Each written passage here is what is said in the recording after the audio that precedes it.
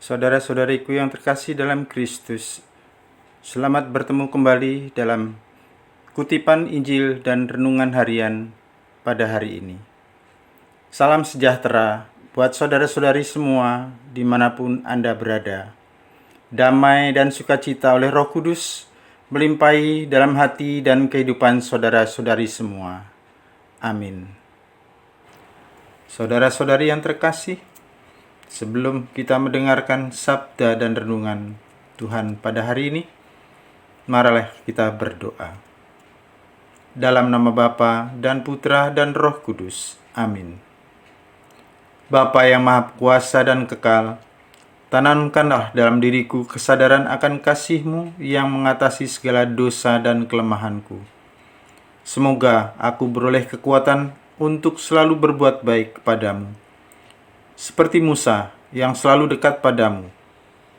Berkatilah hidupku dan keluargaku, serta semua orang yang kujumpai hari ini.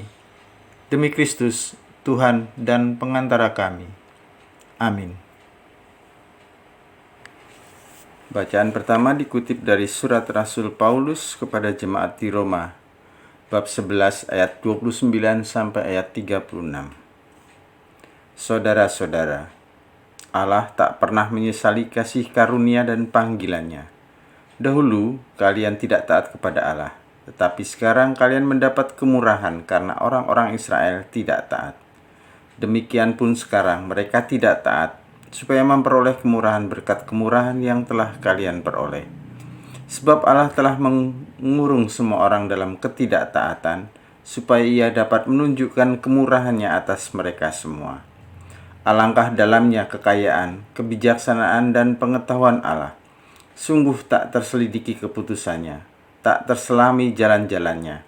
Sebab siapakah yang mengetahui pikiran Tuhan, atau siapakah yang pernah menjadi penasihatnya, atau siapakah yang pernah memberi Allah sesuatu, sehingga Allah wajib menggantinya. Sebab segala sesuatu berasal dari Allah, ada karena Allah, dan menuju kepada Allah. Bagi Dialah kemuliaan selama-lamanya. Amin. Demikianlah sabda Tuhan. Syukur kepada Allah. Mazmur tanggapan. Refrain.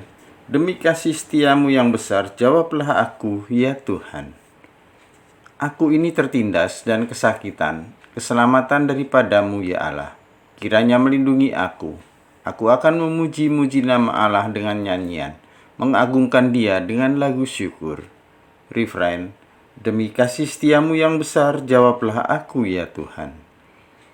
Lihatlah, hai orang-orang yang rendah hati, dan bersukacitalah.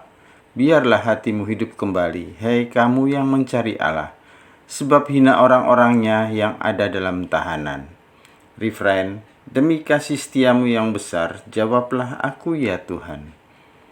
Sebab Allah akan menyelamatkan Sion dan membangun kota-kota Yehuda, supaya orang-orang diam di sana dan memilikinya. Anak cucu hamba-hambanya akan mewarisinya, dan orang-orang yang mencintai namanya akan diam di situ. Refrain. Demi kasih setiamu yang besar, jawablah aku, ya Tuhan. Haleluya, haleluya. Jika kalian tetap dalam firman-Ku, kalian benar-benar murid-Ku, dan kalian akan mengetahui kebenaran. Haleluya, haleluya. Semoga Tuhan beserta kita, sekarang dan selama-lamanya.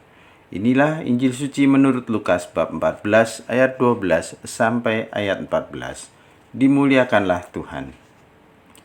Yesus bersabda kepada orang-orang Farisi yang mengundang Dia makan, "Bila engkau mengadakan perjamuan siang atau malam, janganlah mengundang sahabat-sahabatmu, saudara-saudaramu, kaum keluargamu, atau tetangga-tetanggamu yang kaya, karena mereka akan membalasnya dengan mengundang engkau pula, dan dengan demikian engkau mendapat balasnya. Tetapi bila engkau mengadakan perjamuan, undanglah orang-orang miskin, cacat, lumpuh, dan buta. Maka engkau akan berbahagia, karena mereka tidak mempunyai apa-apa untuk membalas engkau. Sebab engkau akan mendapat balasnya pada hari kebangkitan orang-orang benar." Demikianlah sabda Tuhan. Terpujilah Kristus. Saudara-saudara yang terkasih, dalam kehidupan bermasyarakat, Undang-mengundang merupakan kenyataan sosial yang menjadikan bagian tak terpisahkan. Kehidupan sosial atau penilaian sosial mengatakan bahwa siapa diri Anda adalah dilihat dari mereka yang datang ke rumah Anda ketika mengadakan pesta. Logika sosial mengatakan demikian. Semakin besar dan mewah sebuah pesta, semakin besar dan tinggi pula penilaian sosial terhadap yang berpesta. Semakin banyak yang datang dengan jabatan yang tinggi, semakin baik pula penilaian masyarakat. Maka tak heran apabila dalam pesta perkawinan misalnya ada kecenderungan untuk membuatnya semewah mungkin, sebesar mungkin, mengundang sebanyak mungkin orang untuk datang. Itu tanda-tanda yang baik karena sosialitas berjalan positif. Sosialitas yang berjalan positif perlu dibarengi dengan pola pikir yang positif pula. Umum terjadi saat ini bahwa pesta-pesta yang demikian menjadi ajang transaksional. Anggaran yang dimiliki tidak mencukupi untuk mengadakan pesta besar, namun masih tetap menyelenggarakan. Hal tersebut dengan cara meminjam sejumlah uang untuk menutup kekurangannya. Harapannya setelah pesta ada keuntungan yang bisa dinikmati. Beruntung jika untung, namun buntung jika tidak untung.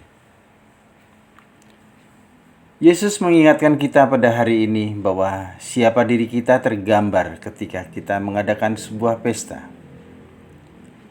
Logika Kristiani menjalankan apa yang Yesus katakan hari ini.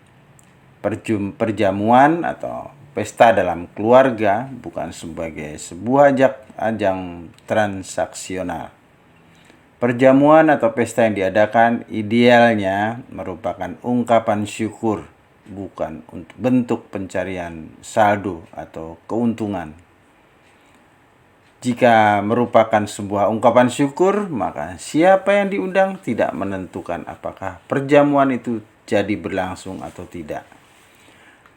Dengan demikian, seberapa besar dan mewah perjamuan itu disesuaikan dengan kemampuan yang dimiliki, tanpa harus meninggalkan nota kasbon, meninggalkan hutang setelah pesta selesai.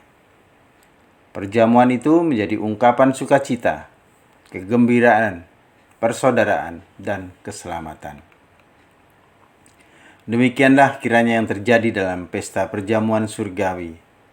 Sukacita, kegembiraan, persaudaraan, kasih, dan keselamatan menjadi bagian pokok dalam perjamuan surgawi. Perjamuan surgawi tercermin dalam perjamuan saat ini. Perjamuan surgawi tak hanya persoalan nanti atau yang akan datang, namun saat ini kita juga menikmatinya. Maka dari itu, sebagai orang Kristiani, pesta dan perjamuan yang kita adakan sedapat mungkin kita hayati dengan semangat pesta perjamuan surgawi, bukan transaksi. Semoga dengan demikian perjamuan-perjamuan yang kita adakan sungguh-sungguh membawa orang pada keselamatan, sekaligus membawa diri sendiri dan keluarga semakin mendekati keselamatan itu. Mengundang orang yang tidak mempunyai kesempatan untuk mengadakan pesta adalah jalan yang mulia yang ditawarkan oleh Yesus. Mereka bukan tidak mau, tetapi mereka tidak mampu untuk mengadakan pesta-pesta. Melibatkan orang-orang yang disebutkan Yesus hari ini berarti memberi kesempatan pada diri kita sendiri untuk ikut tergerak hati dan merasakan apa yang mereka rasakan. Siapa tahu justru dari merekalah kita mendapat semangat hidup dan kekuatan hidup.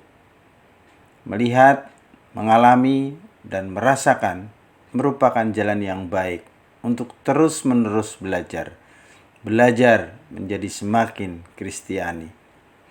Namun ingat, motivasi kita bukan karena kasihan pada mereka. Motivasi kita adalah karena kita murid Kristus dan hendak bersyukur kepadanya. Tanpa Kristus, hidup kita tidak mempunyai arti yang mendalam. dan tulus.